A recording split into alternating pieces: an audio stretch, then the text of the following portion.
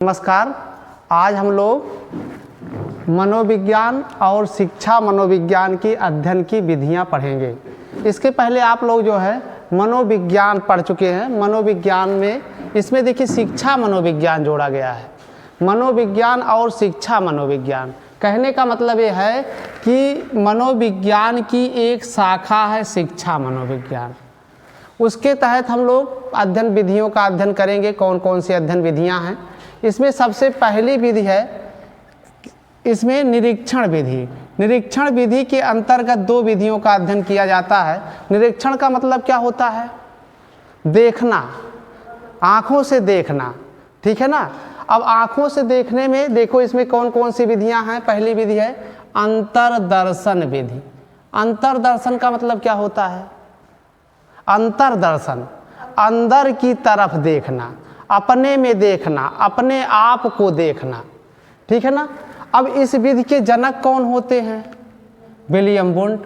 William Wundt का नाम इसके पहले भी आप लोग पढ़ चुके हैं। विलियम वुंट किस बात से जुड़े हुए हैं? संरचनावाद से जुड़े हुए हैं। उनके शिष्य टिचनर भी इसी में बताया गया था। और क्या बताया गया था? 3 एलिमेंट की चर्चा की गई थी। एक संवेदना, दूसरा भाव और तीसरा प्रतिबिंब, इमेज। पहले क्या होती है? कोई चीज़ संवेदना में आती है, फिर उसकी फीलिंग होती है, फिर उसका क्या बनता है? भाव होता है। और आपको बताया गया था संवेदना के सेंस आर्गन के माध्यम से होता है, जो 5 सेंस आर्गन हैं, ठीक है। जैसे आपको नाक का उदाहरण दे दिया गया था, कान का उदाहरण दे दिया गया था। आँख का उदाहरण कैसे हो सकता है? इसमें ये चीज़ यहाँ भी समाहित रहेगी। अंतर्दर्शन विधि में क्या क्या चीज़ें बताई गई थी? पहले संवेदना, पहले क्या बताया गया है? संवेदना बताया गया है। दूसरा क्या बताया गया है? भाव को बताया गया है। तीसरा क्या बताया गया है? प्रतिबिंब बताया गया। क्या बताया गया है? प्रतिबिंब बताया गया है। तो जैसे आँख के ऊपर उदाहरण अगर देखते हैं, जैसे मान लीजिए कोई व्यक्ति मर गया है, आपका करीबी है, तो उसे आप पहले क्या करते हैं? देखते हैं। देखने के बाद क्या होता है? तो आप में भाव उत्पन्न होगा। किसका भाव उत्पन्न होगा? दुख का भाव उत्पन्न होगा। भाई जैसे अपना कोई करीबी मरा हुआ है तो कौन सा भाव उत्पन्न होगा? दुख का भाव उत्पन्न होगा। और जब दुख का भाव उत्पन्न होगा फिर उसका चित्र भी बनने लगेगा। मान लीजिए लाश ढकी हुई है, फिर भी उसका चित्र आप देखेंगे कि चित्र कैसे बन रहा है, ठीक है ना। तो इतनी चीज़ें जो है अंतर्दर्शन विधि में होती हैं। स्काउट ने इसके संदर्भ में परिभाषा भी लिखा है। इन्होंने क्या लिखा? अपने मस्तिष्क के क्रियाकलापों का क्रमबद्ध ढंग से अध्ययन करना ही अंतर्दर्शन है, ठीक है ना। कहने का मतलब है अपने आप को देखना, अपने आप में कमी को ढूंढना।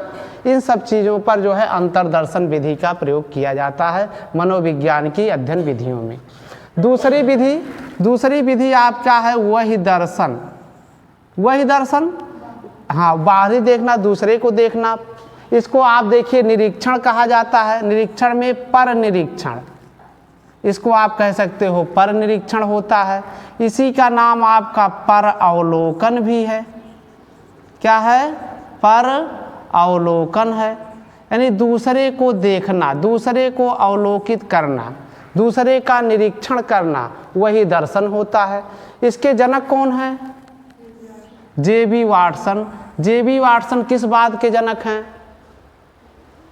जे.बी. वाटसन ने मनोविज्ञान क्या परिभाषा दिया है? अरे शुद्ध विज्ञान है, धनात्मक विज्ञान है, ठीक है ना, विधायक विज्ञान है, पॉजिटिव साइंस में इसको रखा हुआ है, ठीक है ना।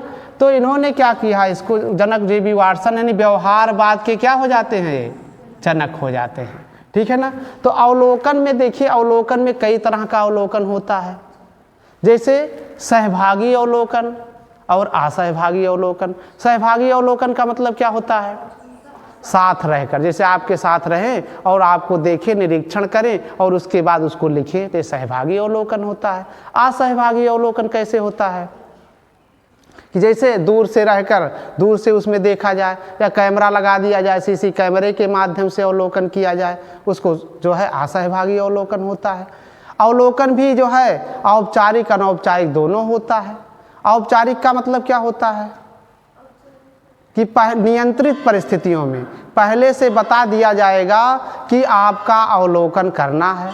जैसे आप हॉस्टल में रह रहे हैं तो पहले से बता दिया गया कि आपकी स्वच्छता का निरीक्षण इस तारीख को किया जाएगा, तो आप क्या होगा, पहले से ही आप व्यवस्थित हो जाएंगे। तो ये आपका क्या होगा, औपचारिक अवलोकन कहा जाएगा। अनौपचारिक अवलोकन कैसे होता है, हाँ बिना बताए औचक निरीक्षण कर लिया जाए। आप हॉस्टल में रह रहे हो, देख कोई औचक बिना बताए हुए चला जाए देखिए, तो एक आपका अनौपचारिक निरीक्षण हो गया। तो अब आप दो चीज़ों को पढ़ चुके, एक आपका अंतर्दर्शन विधि, दूसरा वही दर्शन विधि। इसके बाद इसमें एक विधि और आती है प्रयोगात्मक विधि, जो अपने में बहुत ही इम्पॉर्टेंट विधि है। इसके जनक कौन है, विलियम वुंड। विलियम वुंड आप देख रहे होंगे अंतर्दर्शन विधि के भी जनक हैं और प्रयोगात्मक विधि के भी जनक हैं, क्योंकि इन्होंने जो है एक संप्रदाय की स्थापना किया था। उस संप्रदाय का नाम क्या है, संरचनावाद। इसीलिए जो है विलियम वुंड को प्रयोगात्मक मनोविज्ञान का जनक कहा जाता है। याद किए रहना, क्या कहा जाता है, प्रयोगात्मक मनोविज्ञान का जनक। और इसके पहले पढ़ाया गया था 1879 में लिप्जिग में, उन्होंने जर्मनी में मनोविज्ञान की पहली प्रयोगशाला स्थापित किया। इसीलिए ये जो है प्रयोगात्मक मनोविज्ञान के जनक कहलाते हैं और इन्हीं को आधुनिक मनोविज्ञान का जनक भी कहा जाता है। किसको, विलियम वुंड को। अब देखिए इसमें प्रयोगात्मक विधि क्या होती है। प्रयोगात्मक विधि में होता है कि नियंत्रित परिस्थितियों में, कंट्रोल परिस्थितियों में किया गया प्रयोग ही प्रयोगात्मक विधि है। क्या ध्यान रखना है, नियंत्रित परिस्थितियों में, कंट्रोल परिस्थितियों में कोई अध्ययन अगर किया जाएगा। अभी आगे इसको समझाते हैं। इसका अर्थ क्या होता है, करके देखना। जैसे आप कोई प्रयोग कर रहे हो, उसको करो, ठीक है ना, फिर उसके बाद देखो उसमें कौन सा रिजल्ट आ रहा है, तो इसको करके देखना कहा जाता है। हाँ, इसके सोपान पर चर्चा करते हैं जो बहुत ही इम्पॉर्टेंट है। कौन कौन से सोपान होते हैं। सोपान में ये होता है प्रयोगात्मक विधि में कि सबसे पहले समस्या का चयन किया जाता है। किसका चयन किया जाता है, समस्या का चयन किया जाता है। चाहे प्रयोगात्मक विधि पढ़ो, चाहे प्रयोगात्मक शोध पढ़ो, सब में सबसे पहले क्या बताया जाएगा, समस्या का चयन। पहले आप एक समस्या का चयन कर लेंगे। जैसे प्रयोगात्मक विधि में, जैसे शैक्षिक उपलब्धि पर बुद्धि के प्रभाव का अध्ययन, तो क्या है, एक समस्या है और एक कैसा शोध है, प्रयोगात्मक शोध है। फिर इसमें क्या किया जाता है, इसमें जो है चरों की पहचान की जाती है कि शैक्षिक उपलब्धि में बुद्धि का प्रभाव का अध्ययन करना है, तो इसमें दो चर कौन कौन से हैं बताइए। एक आपका शैक्षिक उपलब्धि है और दूसरा बुद्धि है। तो चर का मतलब क्या होता है, चर वो विशेषताएं होती हैं, दशा होती हैं, परिस्थितियां होती हैं जो बदलती रहती हैं, परिवर्तित होती रहती हैं, उसी को चर कहा जाता है। तो सबसे पहले क्या होगा, समस्या का कथन किया जाएगा, चरों की पहचान की जाएगी। चर में देखा जाएगा कौन स्वतंत्र चर है, कौन आश्रित चर है। स्वतंत्र चर में क्या होता है, हेर फेर किया जाता है और उसका प्रभाव आश्रित चर पर देखा जाता है। तो ये प्रयोगात्मक अध्ययन होता है। तो प्रयोगात्मक अध्ययन में पहले क्या हुआ, समस्या का चयन कर लिए। फिर इसके बाद क्या होता है, परिकल्पना का निर्माण। परिकल्पना, ये देखिए परिकल्पना को हाइपोथेसिस कहा जाता है और कल्पना एक होती है, एक परिकल्पना होती है। कल्पना किसे कहते हैं, जो आप आंख बंद करके विचार करते हो, कल्पना करते हो, वास्तविकता के धरातल पर उसका कोई स्थान नहीं होता। लेकिन जो परिकल्पना होती है वो एक जांचनीय कथन होता है, एक प्रस्तावित उत्तर होता है कि आपने ऐसा कह दिया है, इसको बताया हुआ है, तो उसको सिद्ध करना पड़ेगा। तो क्या हो गई, परिकल्पना हो गई। अभिकल्प क्या होता है, अभिकल्प का मतलब है कि उसकी डिजाइन बना ली जाती है कि कैसे हमको प्रयोग करना है। डिजाइन जब बन गई, फिर इसके बाद क्या होता है, प्रतिदर्श चयन यहाँ लिखा गया है। प्रतिदर्श चयन का मतलब है प्रतिदर्श माने सैंपल, जिसको अंग्रेजी में सैंपल कहते हो, प्रतिदर्श कहा जाता है, न्यायादर्श कहा जाता है, प्रतिचयन कहा जाता है, ठीक है ना। प्रतिचयन का मतलब कि पूरा जो समष्टि है, पूरी जनसंख्या है, उसमें से कुछ का चुनाव कर लिया जाए, तो उसको क्या कहा जाएगा, प्रतिचयन कहा जाएगा। जब प्रतिचयन हो जाएगा, उसका चयन कर लिया जाएगा, तो उसका क्या किया जाएगा, समंक माने होता डेटा, डाटा का संकलन कर लिया जाएगा। क्या कर लिया जाएगा, डाटा संकलन कर लिया जाएगा और संकलन करने के बाद उसको जो है उसकी एनालिसिस कर दी जाएगी। देखिए अगले क्रम में क्या लिखा गया है, संकलन विश्लेषण। संकलन विश्लेषण का मतलब क्या होता है कि जो आपको डाटा मिला है वो समानताओं असमानताओं के आधार पर आप उसको क्या करिए, विश्लेषण कर दीजिए, वर्गीकृत कर दीजिए, और जब विश्लेषण हो जाएगा तब उसका जनरलाइजेशन कर दिया जाएगा। जनरलाइजेशन का मतलब क्या होता है, जब एक ही रिजल्ट बार बार आने लगता है तो वह एक निष्कर्ष पर हम लोग पहुंचते हैं कैसा होगा। जैसे मान लीजिए शीशे की कुछ वस्तुएं आप लेकर आए, शीशे का गिलास लेकर आए, गिरने से टूट गया, शीशे का प्लेट लेकर आए, गिरने से टूट गया, शीशे की तस्तरी लेकर आए, गिरने से टूट गया, तो निष्कर्ष क्या निकला कि शीशे की वस्तुएं गिरने से टूट जाती हैं। तो ये क्या हो जाता है, ये इसको जनरलाइजेशन कहा जाता है, और जब जनरलाइजेशन हो जाता है तब उसका निष्कर्ष निकाल दिया जाता है और वहीं से नियम और सिद्धांत बन जाते हैं। तो इन 3 विधियों का हम लोग अध्ययन कर चुके हैं। अब इसके बाद हम लोग आते हैं विवरणात्मक विधि में। इसमें जो विधियां हम लोग पढ़ेंगे इसमें विवरण की बात कही जाएगी। क्या कहा जाएगा, कैसे उसका विवरण किया जाए, जो है विस्तार किया जाए। तो पहले इसमें विधि है व्यक्ति इतिहास अध्ययन, अंग्रेजी होती है केस हिस्ट्री मेथड, ठीक है ना। तो व्यक्ति इतिहास अध्ययन का मतलब इसमें देखिए केस शब्द है। कौन सा शब्द है, केस। केस का मतलब क्या होता है, केस शब्द कहाँ प्रयोग होता है। जैसे आप देखते होंगे डॉक्टर कहता हम अपनी केस देख रहे हैं, वकील कहता हम अपनी केस देख रहे हैं। केस का मतलब है जब किसी व्यक्तिगत अध्ययन किया जाए, सामूहिक अध्ययन न किया जाए, व्यक्तिगत अध्ययन किया जाए। और इसमें कैसा अध्ययन किया जाए, जैसे मान लीजिए कि कोई झगड़ालू प्रवृत्ति का हो गया है, मानसिक रोगी हो गया है, या जो है असामान्य व्यवहार कर रहा है, क्रोधी स्वभाव का है, तो उसमें ये देखा जाता है किस कारण से ऐसा कर रहा है, जीवन इतिहास विधि में। फिर इसके बाद जब देखने के, और इसके देखिए जनक कौन है, टाइडमैन है। कहने का मतलब है कि केस हिस्ट्री मेथड में क्या होता है, अपराधी है, मानसिक रोगी है, झगड़ालू है, प्रतिभाशाली व्यक्ति है, ठीक है ना। तो किस कारण से है उस पर अध्ययन किया जाता है कि झगड़ालू हुआ तो कैसे झगड़ालू हुआ, उसके पीछे कोई न कोई परिस्थितियां रही होंगी। तो उस विधि में किस किया जाता है, व्यक्ति इतिहास विधि यानी केस हिस्ट्री मेथड का प्रयोग किया जाता है। चलिए अगली विधि पर हम लोग आते हैं, मनोविश्लेषण विधि।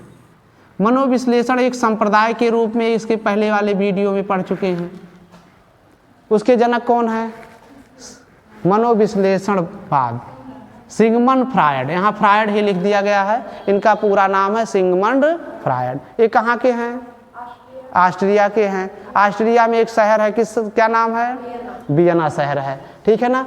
तो इन्होंने किस पर ज़्यादा अध्ययन किया है, मनोविश्लेषण का मतलब मन का विश्लेषण, मन का विश्लेषण का मतलब मस्तिष्क का विश्लेषण। कौन कौन से पार्ट इन्होंने बताए, बताओ। पहला इन्होंने कहा चेतन मन, क्या रखा, चेतन मन। दूसरा अचेतन मन, और तीसरा क्या रखा, अर्धचेतन मन। और किस पर इनका ज़्यादा अध्ययन है, बताइए किस पर ज़्यादा अध्ययन है, अचेतन मन पर। किस पर ज़्यादा अध्ययन है, अचेतन मन पर है। अब चलते हैं हम लोग अगली विधियों में, प्रश्नावली विधि, क्वेश्चनायर मेथड। प्रश्नावली विधि, प्रश्नावली तो आप लोग समझते होंगे, प्रश्नों की एक माला होती है जिसको प्रश्नावली विधि कही जाती है। इसमें क्या किया जाता है कि उसके कारणों को जाना जाता है, और इसके जनक कौन हैं, वुडवर्थ हैं। ये चीज़ ध्यान रखना है, वुडवर्थ ने प्रश्नावली विधि का आविष्कार किया था। प्रश्नावली विधि में 2 प्रकार की प्रश्नावली होती है, एक खुली प्रश्नावली और दूसरी बंद प्रश्नावली। खुली प्रश्नावली में क्या होता है, जैसे कहा जाए आप जो है खेलना क्यों पसंद करते हैं, ठीक है ना, आप पढ़ना क्यों पसंद करते हैं, तो इसमें जो प्रश्न होगा वो विस्तार से होगा, तो खुली प्रश्नावली हो गई। अगर इसी में कहा जाए कि आप खेलना पसंद करते हैं, हाँ या ना का उत्तर लिया जाए, तो बंद प्रश्नावली हो गई। ठीक, जैसे ऑब्जेक्टिव परीक्षा है, ये बंद प्रश्नावली है, ठीक है ना। तो प्रश्नावली के दो प्रकार होते हैं, एक खुली होती है, दूसरा बंद प्रश्नावली होती है। फिर अगली विधि पर हम लोग पढ़ते हैं विकासात्मक विधि। विकास, एक अभिवृद्धि और विकास अगले अध्याय में आपको पढ़ाया जाएगा। विकास का मतलब डेवलपमेंट। डेवलपमेंट किसका डेवलपमेंट? जैसे बालक के डेवलपमेंट में 5 विकास बताए जाते हैं। कौन कौन से विकास हैं? पहला विकास क्या होता है? पहले शारीरिक विकास, फिर मानसिक विकास, फिर शारीरिक बाद मानसिक हो गया, ठीक है ना, सामाजिक विकास, संवेगात्मक विकास, फिर नैतिक विकास। इस तरीके से 5 डेवलपमेंट पढ़ाए जाते हैं। तो इसमें आपके विकासात्मक विधि में देखिए, इसमें एक जेनेटिक विधि भी लिखी गई है। विकासात्मक विधि को और क्या कहा जाता है? जेनेटिक विधि भी कहा जाता है। कहने का मतलब है इसमें बालक की विकास की अवस्थाओं का अध्ययन किया जाता है। अवस्थाओं में जैसे आपके शैशवावस्था, बाल्यावस्था, किशोरावस्था, प्रौढ़ावस्था। बाल मनोविज्ञान में कहाँ तक पढ़ना होता है? किशोरावस्था तक। कहाँ तक पढ़ना रहता है? किशोरावस्था तक पढ़ना रहता है। कहने का मतलब है विकास की अवस्थाओं में और विकास के क्रम को इसमें हम लोग अध्ययन करते हैं। किस विधि से? विकासात्मक विधि से। इसका एक और नाम क्या है? जेनेटिक विधि है। चलिए अगले विधियों पर हम लोग चलते हैं। साक्षात्कार विधि, इंटरव्यू मेथड। साक्षात्कार किसे कहते हैं? हाँ, आप जैसे प्रत्यक्ष बातचीत, जैसे आप लोग बैठे हुए हैं, आप हमसे पूछ रहे हैं, तो आमने सामने की एक बातचीत होती है। और उसमें क्या होता है भाई, जो विषय विशेषज्ञ बैठे होते हैं और एक जो है परीक्षार्थी बैठा होता है, उससे प्रश्न पूछा जाता है, विषय विशेषज्ञ उसको नोट करता जाता है, ठीक है ना। तो इसमें जो है साक्षात्कार के भी 2 प्रकार हो जाते हैं। एक संचरित होता है और एक असंचरित होता है। एक संचरित साक्षात्कार और एक जो है असंचरित साक्षात्कार। संचरित साक्षात्कार में क्या होता है? इसमें जो प्रश्न होते हैं वो पहले से बता दिए जाते हैं कि यही प्रश्न आपसे पूछा जाएगा और प्रश्नों की एक क्रमबद्धता होती है। जैसे प्रश्न पूछा गया कि हमारे देश का नाम क्या है? भारत। भारत की राजधानी क्या है? ठीक है ना, तो नई दिल्ली आप लोग बताओगे। तो इसमें संचरित साक्षात्कार में प्रश्नों की क्या होती है? क्रमबद्धता होती है। दूसरा आपको बताया गया असंचरित साक्षात्कार। इसमें क्या होता है? हाँ, इसमें जो प्रश्न रहेंगे पहले से पता नहीं होगा, कोई क्रम नहीं होगा, तो उसको असंचरित साक्षात्कार कहा जाता है। इसके बाद अगली विधि पर हम लोग अध्ययन करते हैं तुलनात्मक विधि। तुलना किस में होती है? 2 वस्तुओं में, समानताओं असमानताओं में। जैसे बालक बालिकाओं में तुलना, महिला पुरुष में तुलना, साक्षर निरक्षर में तुलना, शहरी ग्रामीण में तुलना, ठीक है, सामाजिक आर्थिक आधार पर तुलना। तो कहने का मतलब है तुलनात्मक विधि में क्या होता है? समानताओं असमानताओं के आधार पर तुलना की जाती है और मापन किया जाता है। फिर इसके बाद अगली विधि है सांख्यिकी विधि। सांख्यिकी माने क्या होता है? सांख्यिकी माने संख्याओं से संबंधित। इसमें जो होता है, जो संख्याएं रहेंगी, जैसे जो गुणात्मक आंकड़ा, जैसे आंकड़े पढ़ाए जाएंगे आपको, आंकड़ा 2 प्रकार का होता है, एक संख्यात्मक आंकड़ा, दूसरा मात्रात्मक आंकड़ा, ठीक है ना। तो जो गुणात्मक आंकड़े होते हैं उसको मात्रात्मक आंकड़ों में बदल दिया जाता है। फिर इसके बाद सांख्यिकी का प्रयोग किया जाता है। इसके बाद देखो एक लास्ट विधि है उपचारात्मक विधि। उपचारात्मक विधि, इसमें देखो क्लिनिकल मेथड कहा जाता है। उपचार के पहले एक होता है निदान। निदान का मतलब क्या है? जांच करना। जैसे मान लीजिए कोई समस्या है तो डॉक्टर कहता है पहले आप निदान केंद्र पर जाइए, जांच कराइए। जब रोग का पता चल जाता है तब उसका उपचार किया जाता है। तो इसमें देखिए आपको उपचारात्मक विधि है, इसी में निदानात्मक विधि भी समाहित रहती है कि निदान पहले होगा, पहले जांच की जाएगी और जांच करने के बाद क्या किया जाएगा? उपचार किया जाएगा।